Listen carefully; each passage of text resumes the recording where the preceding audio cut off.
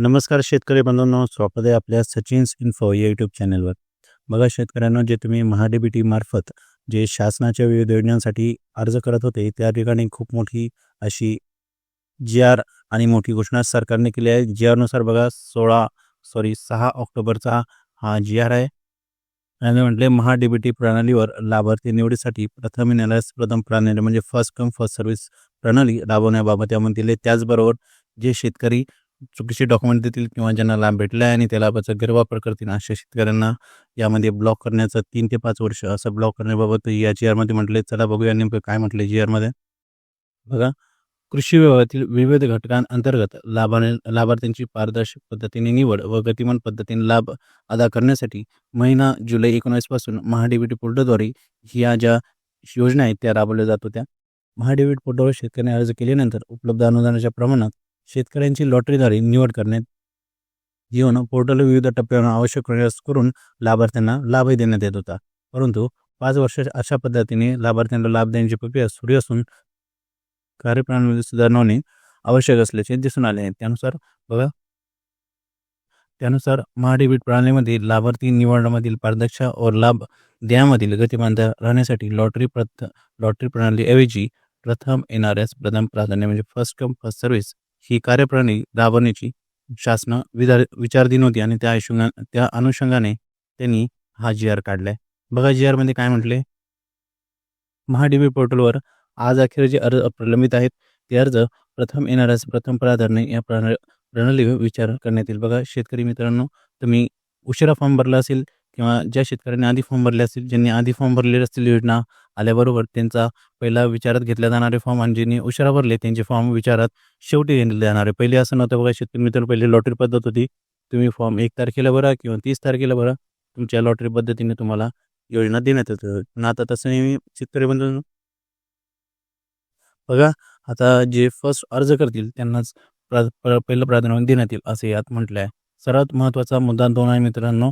शेतकरी बंधूंना बघा, जे लाभार्थी या प्रक्रियेमध्ये समाविष्ट होत असताना चुकीची खोटीची कागदपत्रे सादर करतील किंवा दिशाभूल करून लाभ घेण्याचा प्रयत्न करतील त्यांचा लाभ वसूलपात्र करण्यात येईल. बघा, जे शेतकरी चुकीची कागदपत्रे चुकीचे डॉक्युमेंट देऊन ह्या अनुदानाचा या योजनेचा लाभ घेण्याचा प्रयत्न करतील त्यांच्याकडून हे अनुदानाचे पैसे परत घेतले जातील.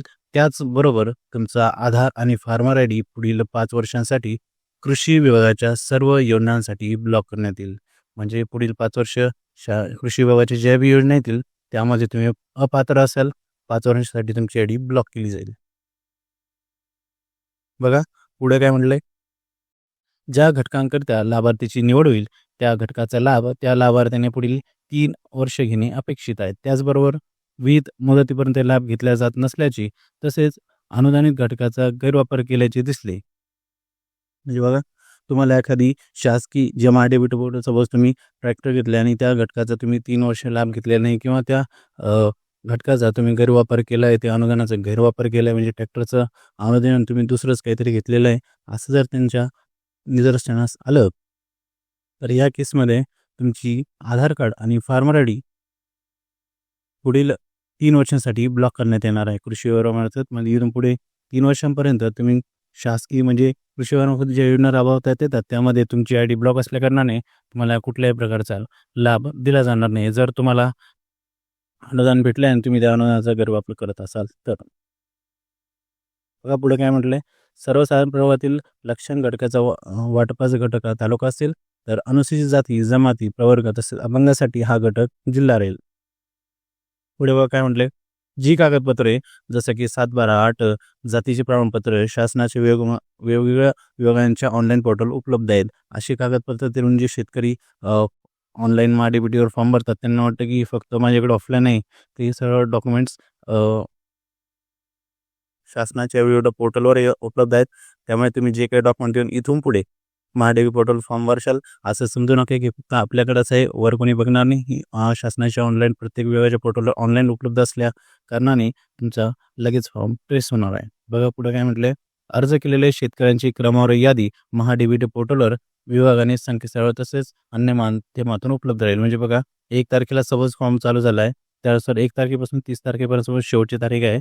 1 तारखेपासून 30 तारखेपर्यंत ज्यांनी फर्स्ट फॉर्म भरले त्यांची लिस्ट येईल आणि ज्यांनी आधी फॉर्म भरले आहेत त्यांनाच पहिलं प्राधान्य दिले जाईल.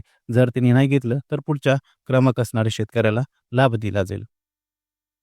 बघा पुढे काय म्हणले, लाभासाठी पात्र अर्जास पूर्वसंमती दिल्यानंतर त्या संमतीतील लाभार्थ्याने विहित मुदतीत लाभ न घेतल्यास त्याचा अर्ज रद्द करण्याचा संदेश पाठवून त्याचा अर्ज रद्द करण्यात येईल. सदर अर्ज त्या आर्थिक वर्षात विचारला घेतला जाणार नाही.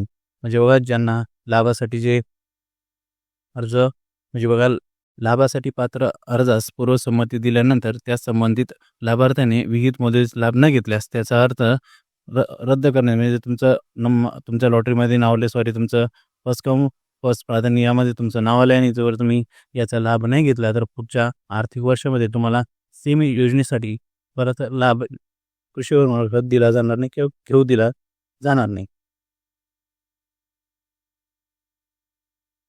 बघा असा महत्त्वपूर्ण जी आर होता शेतकरी बंधूंनो, तुमच्यासाठी खूप महत्त्वाची अशी इन्फॉर्मेशन या जी आरमध्ये दिलेलं आहे. जे महाडीबीटी मार्फत शासनाच्या विविध योजनांसाठी अर्ज करतात त्यांनी इथून पुढे लक्षात ठेवा, जे तुम्ही डॉक्युमेंट देशाल ते ओरिजिनल खरे असणं गरजेचं आहे, नाहीतर तुमची ID 3 ते 5 वर्षासाठी ब्लॉक होणार आहे असं या जी आरमध्ये म्हटलं आहे. अशाच प्रकारच्या महत्त्वपूर्ण व्हिडिओसाठी आमच्या सचिन्स इन्फो यूट्यूब चॅनलला सबस्क्राईब करा. धन्यवाद.